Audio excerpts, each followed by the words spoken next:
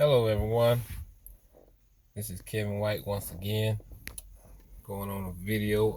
I'd like to thank all my subscribers and everyone that likes the videos, and even the people that don't like the videos. I just like to thank all of you for watching the videos.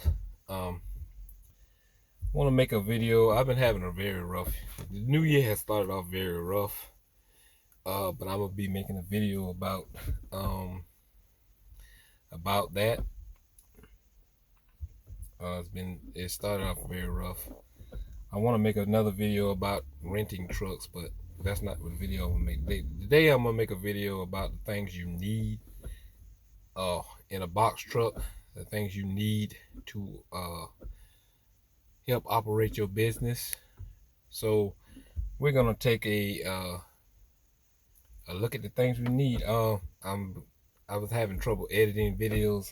Probably gonna get my nephew to start editing my videos. He says he know how to do it. So we're gonna go into the things we need for you to have your successful box truck business. All right, here we go. So here we are. The first thing you're gonna need, and you definitely gonna need, is a pallet jack. You definitely need a pallet jack.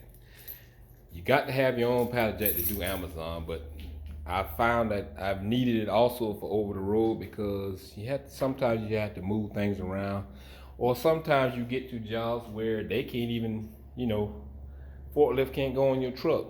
And sometimes you don't want the forklift to go on your truck because they can tear up your door or tear up something. So also you can I bought this pallet jack in Savannah, Georgia for $400. You probably can find it cheaper on Amazon. However, you're gonna have to pay for them to deliver it, which is gonna cost way more. So I just drove to Savannah and got one. Also, I have a pallet jack stopper. If I can get this thing out of here. Well, you see it down there. It's a pallet jack stopper right there. That's your best friend right there. $20 on Amazon. You need one of those instead of you strapping it down and it still be moving and banging against the wall. I would get a pallet jack stopper. It's only $20 on Amazon. Okay, next thing you need is load bars. You can find them at your local truck stop. Pilot, Loves, TA. They cost probably maybe $30. $30 a bar. Remember I told you in one of my videos, I had to sit in my truck and the guy ran over my little bar. So from now on, whenever I go to an over the road spot, I take my load bars out, put them on the side of the truck somewhere so I can see them. So that won't happen again. So they won't break my load bars. Next you need, like I said, I'm renting, so I have the E-Track. I've only got one layer. I'm actually on my third budget truck, but more on that on the next story. But you're gonna need the E-Track. I've only had one layer. The first truck I had two layers. It was one down here, and it was one up here, which is best to have. But this one only has one like right down the middle, on both sides.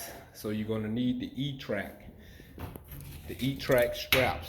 I got two of them. I just bought these because I went and bought like 5 straps when I first started. Didn't know I needed E-Track, and I bought the wrong kind. I bought ratchet straps. So, but I just went and bought these two. The dolly came with the truck, so I mean, you don't really need a dolly. I've only used it once, and that was with Mothership because this truck does not have a lift gate, and I have to do what I got to do, and I got the ramp down here, so I just unloaded the ramp and took the stuff off with a dolly. So you don't really need a dolly, but you definitely need a broom. I would get a broom too to keep your truck swept. As you can see, the broom is broke. I meant to get me a new one. That happened when the guy ran over my load bar. He ran over my broom too. So I need a new broom, but I get one of those. The broom is cheap, but yes, you want to keep your truck clean, So those are some of the things you need on the back inside of your truck. Those are the things. But I'm gonna tell you the things you need as far as paperwork inside of your truck also. So let's go to the front. Let's go inside the truck.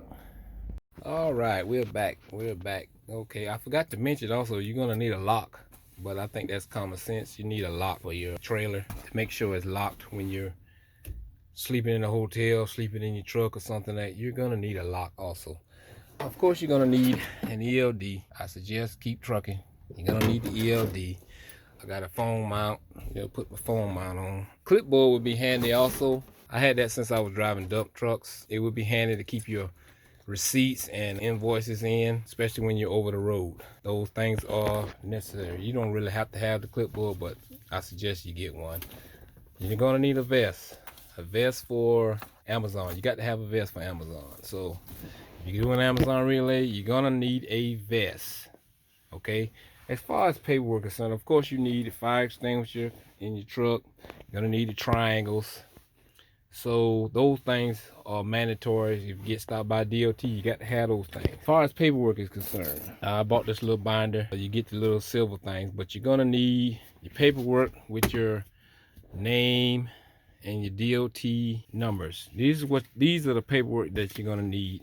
You're gonna need your certificate of insurance.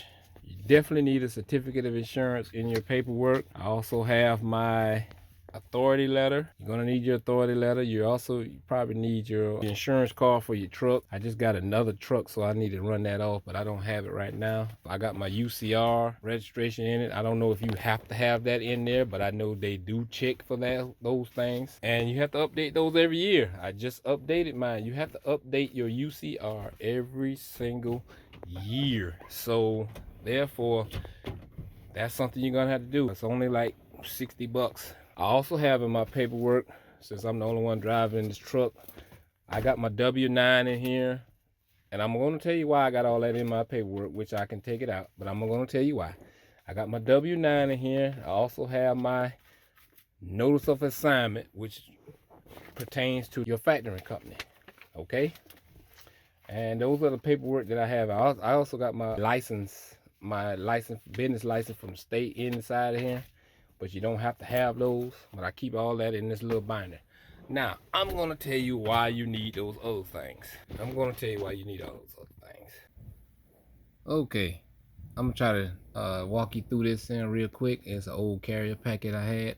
Why you need all that information. I'm trying to walk you through this. Trying to hold this camera so you can see. Okay, I was trying to book a load with AGD, the logistics. And they had to send me this information because I wasn't set up with them. As you can see, you had to fill out all this information, your MC, your DOT number, your phone, your official, your address, and all that other stuff. And then they say, see right here, let me get a little closer. I wanted some quick pay, so I had to fix that because my factoring company didn't work with them. So I did a quick pay with them, which they did pay me. It took a while, but they did pay me. But here, you see right here, attach your COI, your certificate of insurance, and attach your W-9. And sometimes they be wanting your authority letter also. So it's good to have those things on your phone and on your computer, or your laptop, which you need to take your laptop. Sometimes you need to take your laptop with you because your ELD is a hotspot. You can use it as a hotspot. And see, I have all my information locked on my computer. So all I need to do is go out and get it. Let's see, pull it up. I ain't gonna try to pull it up, but I got everything. See, it say Kel's paperwork. And this is my paperwork right here. I have everything right here. This is my MC letter. This is my notice of authority. A notice of that's my W-9. A notice of assignment. That's what another thing. They might ask you for your notice of assignment. A notice of assignment is basically it is your factoring company. That's all it is.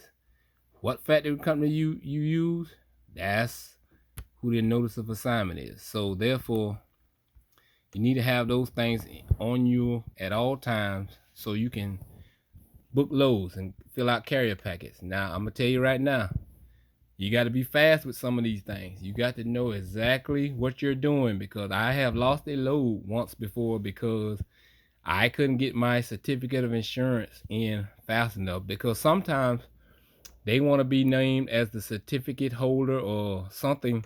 They want their name. I had to deal with that with Landstar. They want their name inside as a certificate holder. So when you doing the certificate of insurance, sometimes you had to put them as a certificate holder on there. And if you don't get it in fast enough, they will go to the next driver.